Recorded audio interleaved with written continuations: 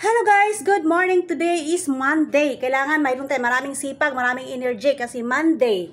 Diba? Tuwing Monday tayo nagpaplansya ng ating 6 na uniform. Kaya kailangan mayroon tayong energy. So bago ang lahat, ayusin ko muna yung aking hinig on. Tapos na natin maayos ang ating hinigan. Okay? So mag-init naman tayo ng ulam. So kagabi guys, mayroon dala si kuya dito na pansit, sabi niya, at nasa ref lang daw, minisis na sa akin. So, tingnan natin kung hindi siya spicy. So yun guys, nakita ko na yung pansit at hindi siya spicy. Hindi siya spicy guys kasi nakalagay siya no spicy. Initin natin. Kanton pala siya guys, kanton. Ay, natapon.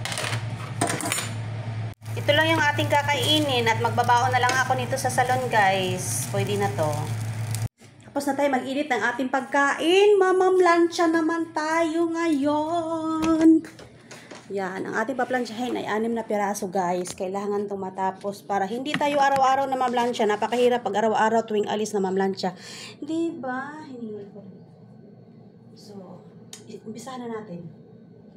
Bago ang lahat, bukas muna tayo ng ceiling fan. Yan, magbukas muna tayo ng ceiling fan. Kasi mainit. So, start na tayo guys. Nagpalisan ako doon sa pag-init ng ulam kasi mainit kasi doon. Wala kasing aircon, wala ring ventilador kasi hindi ko pinaandar.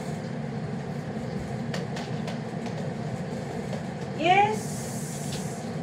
Yes guys, dito lang ako na mamlansya sa aking supa kasi wala akong kabayo. Kabayo ba yun yung gano'n? Wala akong kabayo. So, dyan lang ako sa supa na mamlansya. Kaya dapat sipagin ako maplansya lahat to. Kasi nakakapagod mamlansya sa supa. Tuwad-tuwad ka pa. Eh, hindi na tayo bata. Nasakit na yung balakang natin. Ay, ang ingay. Binuking ang sarili. So, ito na guys yung 6 na araw nating uniform. Kailangan na natin tapusin. Unahin natin yung susuot natin ngayon kasi baka tayo tamarin.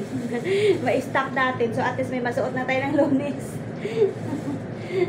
Aminado, hindi naman makakulong kung magsasabi ng totoo, di ba? Minsan talaga naman dinadalaw tayo minsan ng katamaran, di ba? Wither lang yan sa katawan. Hindi lagi tayong may sipag.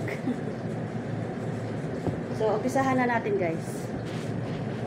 Guys, maplansahin ko na sana yung uniform ko. Nakita ko may butas pala yung bilahan. Ayan guys, oh. Siguro sa tuwad-tuwad ko yan. Baka-bukaka. So, tahiin ko muna siya guys kasi baka makalimutan ko, masuot ko. Tapos, bigla akong bubukaka habang mamanikir ako sa customer. So, makikita niya yung panty ko. Ay di, nagdodoble ako.